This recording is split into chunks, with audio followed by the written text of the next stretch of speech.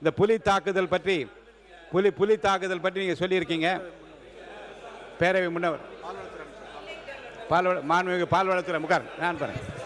மாண்புமிகு பேரவைத் தலைவர் அவர்களே, மாண்புமிகு உறுப்பினர், மாண்புமிகு பால்வளத்துறை திமுக சட்டமன்ற உறுப்பினர் நேற்று பொதுவெளியில் மக்களால் தேர்ந்தெடுக்கப்பட்ட மக்கள் பிரதிநிதி மாண்புமிகு முதலமைச்சர் அவர்களை மரியாதையின்றி பேசியதற்கு தொழில்துறை அமைச்சர் அவர்களையும் பெண் என்று பாராமல் மரியாதை இல்லாமல் பேசியதற்கும் கண்டனத்துக்குரியது. உங்களை இருங்க, இல்ல அவங்க வந்து இல்லைங்க, இல்ல உங்களில் ஒருவர் பேசியதை பற்றி அவங்க பேசுறாங்க. என்னாலும் கொஞ்சம் செவிமடுத்து கேளுங்க. உங்களில் ஒருவர் பேசியதை பற்றி மாண்புமிகு பால்வளத்துறை அமைச்சர் விளக்கமாக என்னன்னு கொஞ்சம் கேட்டுட்டு அப்புறம் போங்களேன். உட்காருங்க, பேசுங்க. மாண்பு அவை முன்ன உட்காருங்க. என்னன்னு பாருங்க. என்னன்னு இன்னும் கேட்கலையே. அவங்க என்ன சொல்ல இல்லைங்க, அவங்க என்ன சொல்ல வராங்கன்னு கேளுங்க. இருங்க, நீங்க உட்காருங்க. அவங்க என்ன பேச வராங்கன்னு கேளுங்க. அவங்க பேசவே இல்லை இன்னும். அவங்கள பேச விடுங்க. மாண்புமிகு பால்வளத்துறை அமைச்சர், மாண்புமிகு அவை முன்னவர், மாண்புமிகு பேரவைத் தலைவர் அவர்களே, பால்வளத்துறை அமைச்சர் அதற்கான இன்னும் விளக்கங்களை முடிப்பதற்குள்ளே நீங்கள் இழந்து விட்டீர்கள்.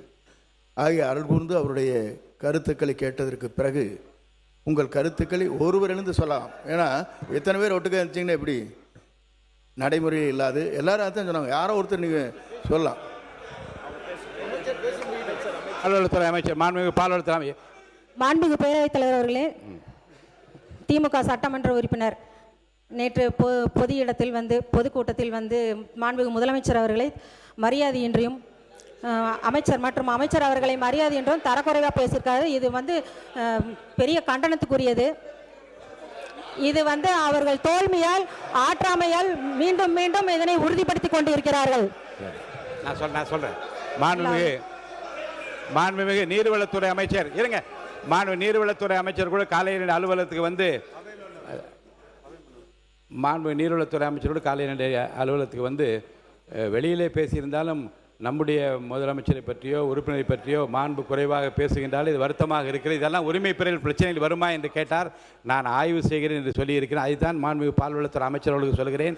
நீங்கள் கூறிய பிரச்சனைகளும் வெளியிலே பேசிய பேச்சுக்கள் நம்முடைய மாண்பை குறைப்பதாக இருந்தாலும், தனிநபருடைய மாண்பை குறைப்பதாக இருந்தாலும் சரி, பொறுப்பில் இருக்கக்கூடிய அமைச்சருடைய மாண்பை குறைப்பதாக இருந்தாலும், அவையின் மாண்பை குறைப்பதாக இருந்தால் எப்படி இருக்குது என்பதை நான் படித்து பார்த்து பேசியதை கேட்டு ஆய்வு செய்து நல்ல முடிவு எடுப்பேன். அதுவரை இந்த பிரச்சனையை அமைதி காக்க வேண்டும் என்று கேட்டுக்கொள்கிறேன். மாண்புமிகு உறுப்பினர் கே நேரு அவர்கள் உட்காருங்க. எல்லாம் உட்காருங்க. மாண்பு பேரவைத் தலைவர்களே, முதலமைச்சர், அவை முன்னவர்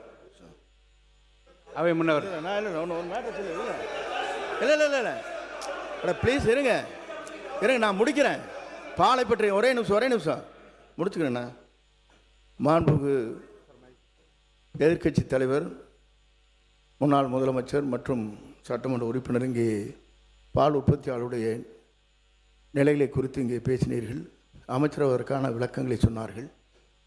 கருணையுள்ளம் படைத்த நம்முடைய தமிழக முதலமைச்சர் அவர்கள் விவசாயிகள் என்று சொன்னாலே அவருடைய துயரங்களை துடைக்க வேண்டும் என்பதுதான் அவருடைய தலையாய கடமையாக இருந்து விவசாய சங்கத்தை அழைத்து பேசியவர் நம்முடைய முதலமைச்சர்.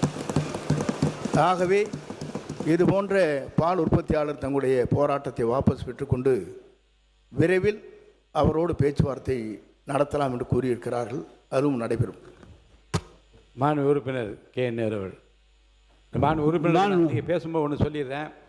எந்த காரணத்தை முன்னிட்டும் அவையில் அறிக்கை ஒன்று மாண்பு முதலமைச்சராலோ அமைச்சர் பெருமக்களால் சமர்ப்பிக்கப்படுகிற போது விதியின் கீழ் எந்த விவாதமும் கிடையாது. 110 விதியின் கீழ் சமர்ப்பிக்கப்பட்ட அறிக்கைக்கு எந்த விவாதம் கிடையாது. அது குறித்து பேசுவதாக இருந்தால் அனுமதி இல்லை. வேறு விஷயங்களை பற்றி பேசுவதற்கு நான் அனுமதி அளிக்கிறேன். வேண்டாம், இல்லை, அது 110 விதியின் கீழ். மாண்பு பேரவைத் தலைவர் அவர்களே, ஏற்கனவே அரசால் முடிவு செய்யப்பட்டு இடங்களெல்லாம் தேர்வு செய்யப்பட்டு அதில் உறுப்பினர் அனுமதி இல்லை, அனுமதி இல்லை. கூடலூர் தொகுதி இல்லை, இது அனுமதி இல்லை, விவாதமே இல்லை. அதை பற்றி எந்த விளக்கம் கேட்டால் இன்னொரு உறுப்பினர் சொல்ல விரும்புவார். அனுமதி இல்லை. மாண்புமிகு